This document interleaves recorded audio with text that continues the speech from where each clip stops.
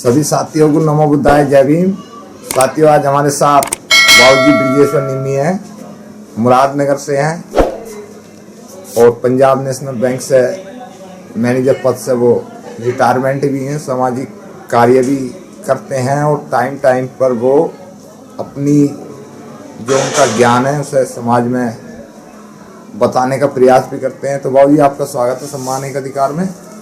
और सर, आज का जो विषय ये है कि अभी जो ये 22 तारीख को जो सुप्रीम कोर्ट का फैसला आया था रिजर्वेशन के ऊपर कि 70 साल से जो लोग इसमें SC ST के लोग हैं, इसमें जो क्रीम लेयर है उसको बाहर करा जाए।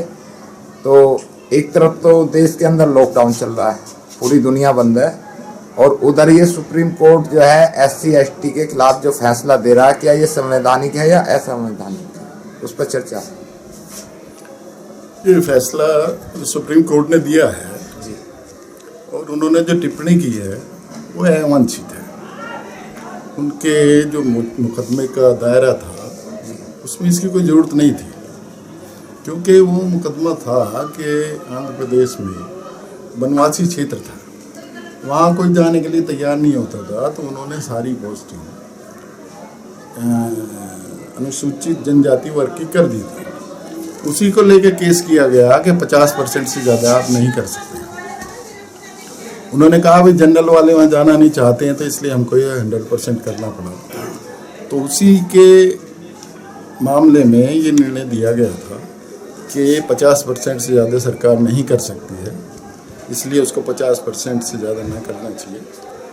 लेकिन वो अनावश्यक रूप से वो टिप्पणी जोड़ दी गई कि सरकार को इस रिजर्वेशन को रिव्यू करना चाहिए। मैं समझता हूँ उसकी कोई ज़रूरत नहीं थी और खामखा का उन्होंने जोड़ा है। ये पहला प्रयास नहीं है, पीछे प्रयास हुआ, क्योंकि जब मंडल कमीशन का रिजर्वेशन था तो उस दौरान मंडल कमीशन पे पिछड़े वर्ग के आरक्षण पे बात चल रही थी। उस दौरान भी एक ऐसी टिप्पणी की गई थी अनावश्यक रूप से कि ये पिछड़े वर्ग के शेड्यूल कास्ट के प्रमोशन में आरक्षण ख़त्म कर दिया जाए। मामला मंडल कमीशन के रिजर्वेशन का था, पिछड़ों के रिजर्वेशन का था, और उसमें खाम ये कुचल्ला जोड़ दिया कि भाई ये अनुसूचित जाति का रिजर्वेशन में प्रमोशन जो है उसको बंद कर दिया।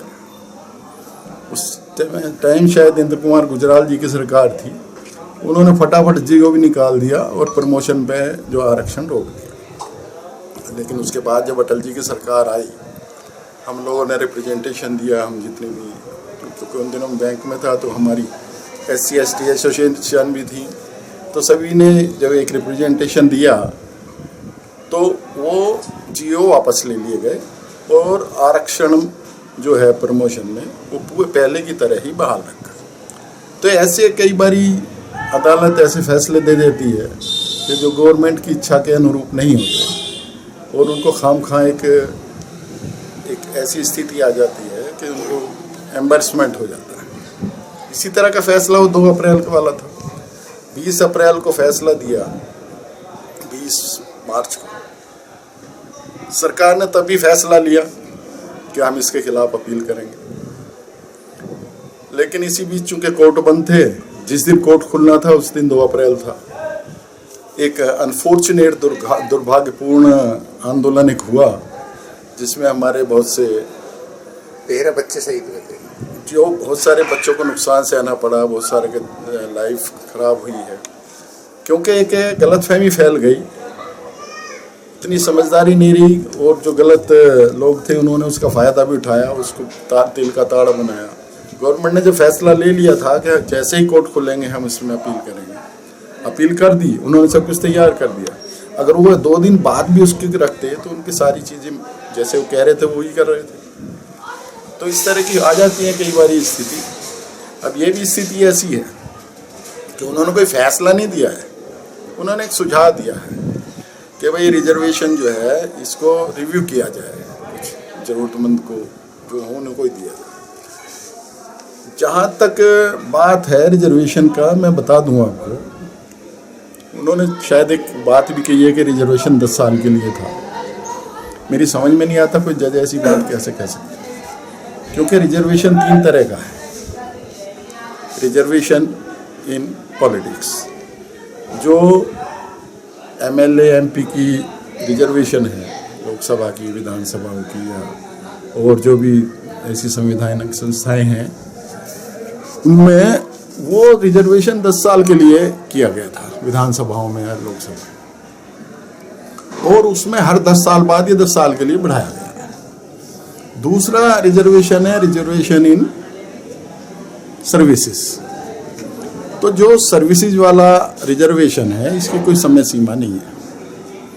वो ये है कि जब तक जरूरत है तब तक रिजर्वेशन है।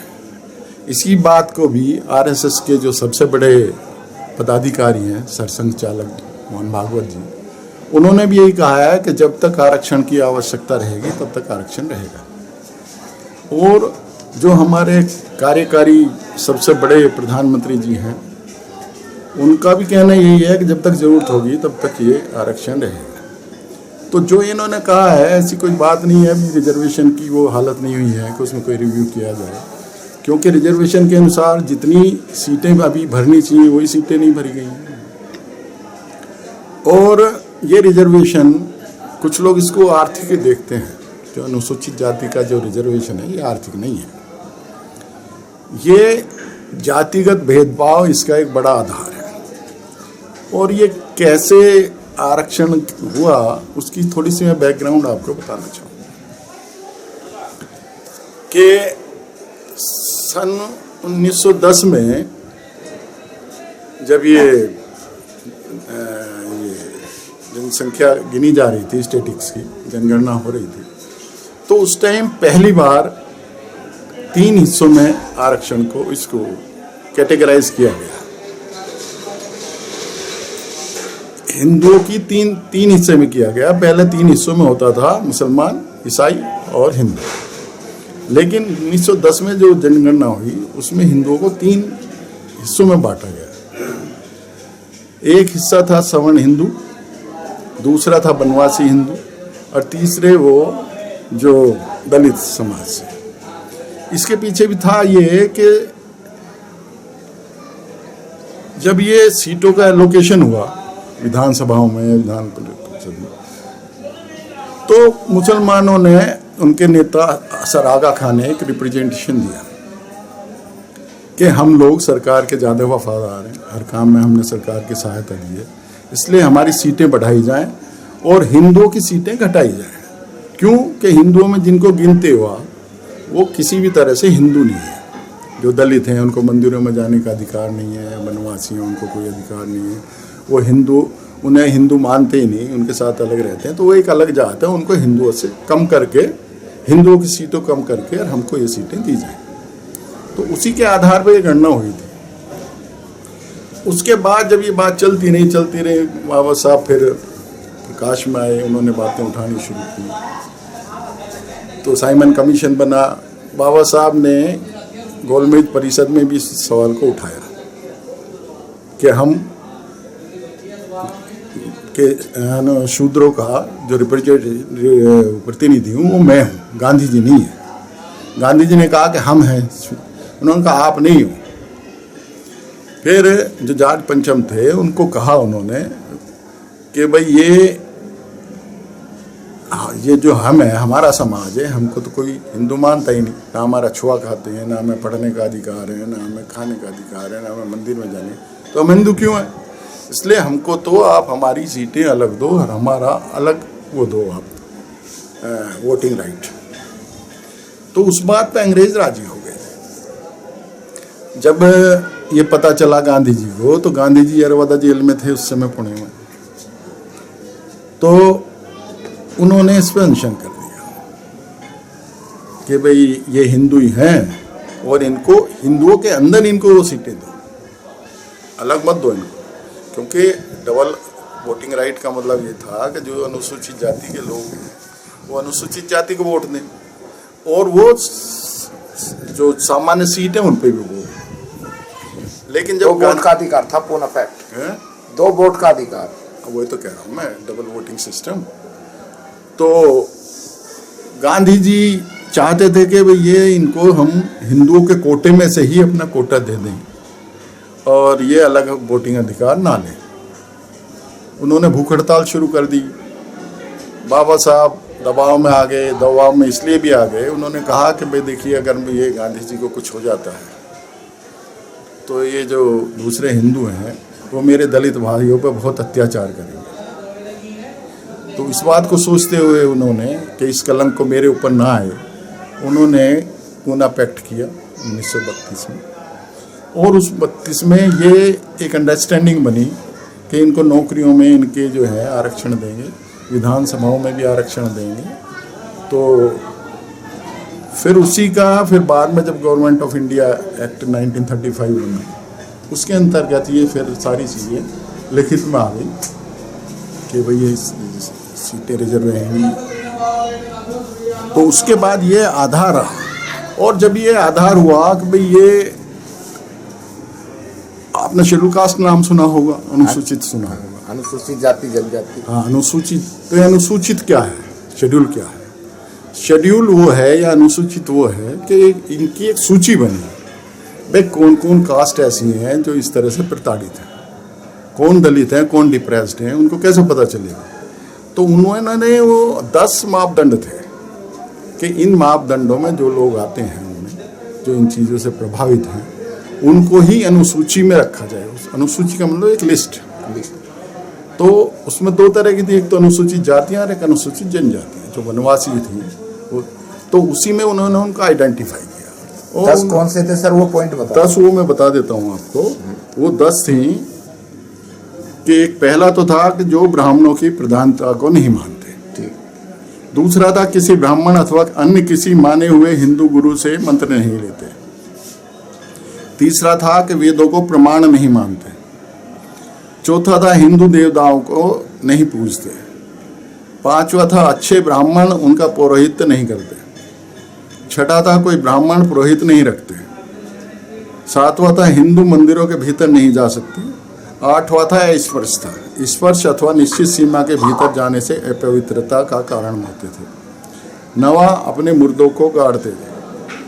और 10वां गौमांस खाते हैं और गौ का किसी भी प्रकार से अनादर नहीं करते। इनमें से कुछ पॉइंट तो अनुसूचित जनजाति पर लागू होते थे, कुछ अनुसूचित जाति पर लागू। तो इन्हीं के आधार पर ये बना। और जो अनुसूचित जाति तय हुई, इसमें के आर्थिक आधार बहुत बड़ा कारण नहीं था। आर्थिक आधार तो अपने आप ही आ जाता अगर वो उनको अधिकार मिल जाता।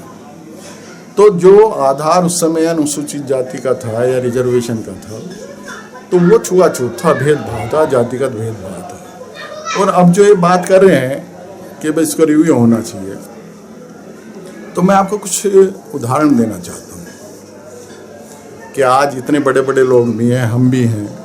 अब मैं हूँ, जैसे मैं 10वीं में 3 आदमियों की फर्स्ट डिवीज़न आई। उन दिनों फर्स्ट डिवीज़न आना बहुत बड़ी बात होती थी। मेरे और बाकी जो 2 और थे, 3, हमारा 2-2, 4-4 का नंबर था।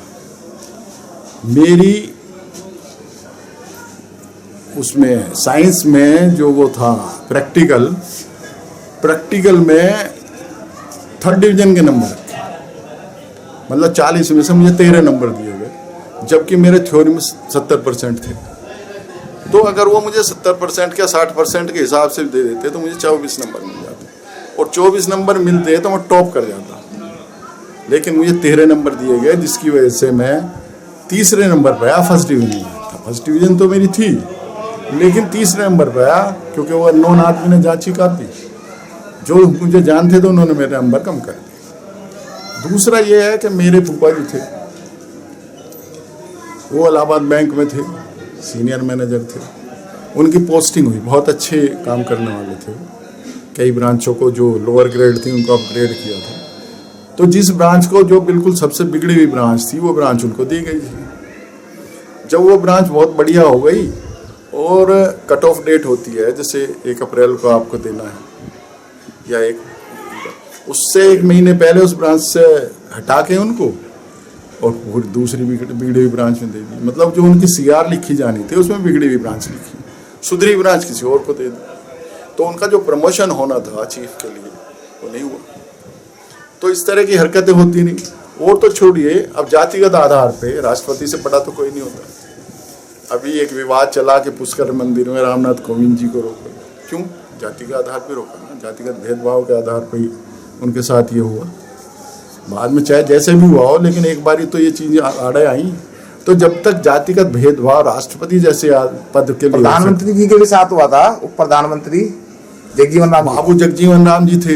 हाँ, उन्होंने संपूर्णानंद, बनारस में थे, संपूर्णानंद की मूर्ति का अनावरण किया, तो बाद में उसको दूध से धोया गया। हाँ, ब्राह्मणों ने धोया था उसे दूध से। जो भी जिसने हाँ, भी ब्राह्मण ही पूजा करता और कौन करता, समझे ना। तो इसीलिए ये जो आरक्षण है जी, ये शेड्यूल कास्ट का जो आरक्षण है, अनुसूचित जाति का आरक्षण जो ये आर्थिक से ज्यादा जातिगत है। जब तक जातिगत भेदभाव है तब तक इस आरक्षण को रिव्यू करने की कोई जरूरत है। इसका अब वर्तमान में शॉर्टकट में बताएं कि समाज पे गलत असर होगा आने वाली पीढ़ी के लिए, ये सही होगा? नहीं, ये सरकार, मोदी सरकार पे मुझे पूरा विश्वास है कि वो ऐसा कुछ नहीं होने देगी। अच्छा, हाँ, तो इसके लिए अध्यादेश लाएंगे वो लोग? कुछ नहीं, वो ऐसा है ही नहीं। अध्यादेश लाने लायक कोई डिसीजन नहीं है। अच्छा, वो तो एक सजेशन है जी, कि सरकार को इसका रिव्यू करना चाहिए। तो मैं एक शॉर्टकट में बात आदेश नहीं है। सुप्रीम कोर्ट को कानून बनाने का ऑर्डर है या उसे लोकसभा को? कानून तो हमारे संविधान में बड़ा लिखा हुआ है स्पष्ट। जी जी जो ये न्यायपालिका है जी, उसको जो कानून बने हैं, हाँ, बस ये देखना है कि उस कानून के अनुसार काम हुआ है कि नहीं हुआ है, नियम कायदों के अनुसार। वो उसमें कुछ घटा बढ़ा नहीं सकती है। सुप्रीम कोर्ट उसके लिए तो विधायिका है, हमारे संसद है, हमारे विधानसभाएं हैं, जब वो कानून बनाने के लिए सक्षम है। कोर्ट ने तो उनको फिर लागू करने का है, लागू करना वैसे उसका है, लेकिन किस अच्छी तरह लागू हुए ठीक नहीं हुए, कानून का पालन हुआ नहीं हुआ, न्यायपालिका का काम हुआ। सर, आगामी बुद्ध पूर्णिमा है और बाबा साहब की जो जयंती, आपकी उम्र कितनी हो रही है सर? मैं 68 साल का हो जाऊंगा। तो आपके जीवन में आपने आपसे पहले बहुत सारी जयंतियों में हिस्सा दिया होगा, करवाई भी होंगी, मनाई भी होंगी, तो आपकी जयंती में और पिछली जयंती में क्या फर्क है? देखिए, हमने तो बहुत देखा है, तब भी देखा जब अम्बेडकर के नाम से लोग जो है पत्थर वत्थर फेंकते थे। जी, बुद्धप्रिय मौर्य जी के साथ हमने काम किया है। हाँ, आरक्षण की बात भी बुद्धप्रिय मौर्य जी का नाम जोड़ दें तो बुद्धप्रिय मौर्य जी ये चाहते थे कि आरक्षण में अभी कहा ना आर्थिक आधार पर, तो इन लोगों का ये है कि इसमें क्रीमी लेयर बना दें। पीपी मौर्य का जो स्टैंड था, जो चाहते थे, वो ये चाहते थे कि हमारे ही लोग, जैसे अब मोदी जी के आह्वान पे सिलेंडर का सरेंडर किया है, लोगों ने सब्सिडी लेनी बंद की है, उसी तरह से जो लोग सक्षम हो वो आरक्षण लेना छोड़ दें। लेकिन वो मैंडेटरी नहीं हो, कंपलसरी नहीं है कि आपको छोड़ना ही छोड़ना है, क्योंकि भेदभाव तो अभी तक बहुत हो रहे हैं। अभी भी ऊपर के दर्जे में रिजर्वेशन नहीं है। मैं तो ये भी सर, ये हमारे देश में हमारे समाज के खिलाफ कुछ ज्यादा असर नहीं हो रहा कि इस देश में 62% आरक्षण मात्र 15% जिनकी आबादी है जनरल कास्ट की वो पी रहे हैं। 52% आरक्षण उनका वैसे 10% उन्हें और दे दिया आर्थिक स्थिति पे, और ओबीसी की आबादी है कि 52%, उसका आरक्षण 27%। हमारी आबादी है 35 करोड़, 35%, हमारा आरक्षण 15%। नहीं, तुम्हारा तो कहीं कोई छीन के नहीं दे रहा ना, उसी छीन के कोई नहीं ले जा रहा, पूरा भी तो नहीं करा है जो जनरल है उसी में 10% दिया ना उन्हें सवर्णों को। तो तुम्हारा तो कहीं तो हमारा देश हमारा है, इनका मतलब जिसकी जितनी जनसंख्या है, जो देश का भारतवासी उसका सबका देश है। चलो, बहुत बहुत साधुवाद आपका, सम्मान एक अधिकार में बात करने के लिए। सर, बुद्ध पूर्णिमा पर बाबा साहब की मैं एक चर्चा करना चाह रहा था आपकी। हाँ, बाबा साहब का जो जन्मदिन, धन्यवाद है मोदी जी को, लॉकडाउन को, कि उन्होंने एक ऐसा अवसर दिया कि हर घर में जी, घर से कभी 1-2 आदमी जाता था किसी बुद्ध पूर्णिमा मनाने, या कहीं मोहल्ले मंदिर तो हो जाता था जी। अब हर घर के हर सदस्य ने उसमें दिया जला के पहली बार घर के हर सदस्य की भागीदारी हुई है। और ये इस बार बड़ा ही जिसे कहें बहुत ही बढ़िया एक वो आया है, लोगों का रेस्पॉन्स और सबकी भागीदारी है। इसके लिए पूरे समाज को हम बधाई देते हैं, सारे अम्बेडकर वादियों को, और बुद्ध पूर्णिमा को भी ऐसे ही मनाएं, इसके लिए भी हम यही आग्रह करते हैं। बहुत बहुत साधुवाद आपका, धन्यवाद। जय भीम, नमो बुद्धाय। साथियों, हमारे साथ ब्रिजेश निम्मी जी। सुप्रीम कोर्ट का फैसला गलत है, ये बहुत सारे विद्वानों से प्रमाणित हो चुका है। जय भीम, नमो बुद्धाय। वो अवांछित है, उसकी जरूरत नहीं थी जी, अनावश्यक रूप से। धन्यवाद।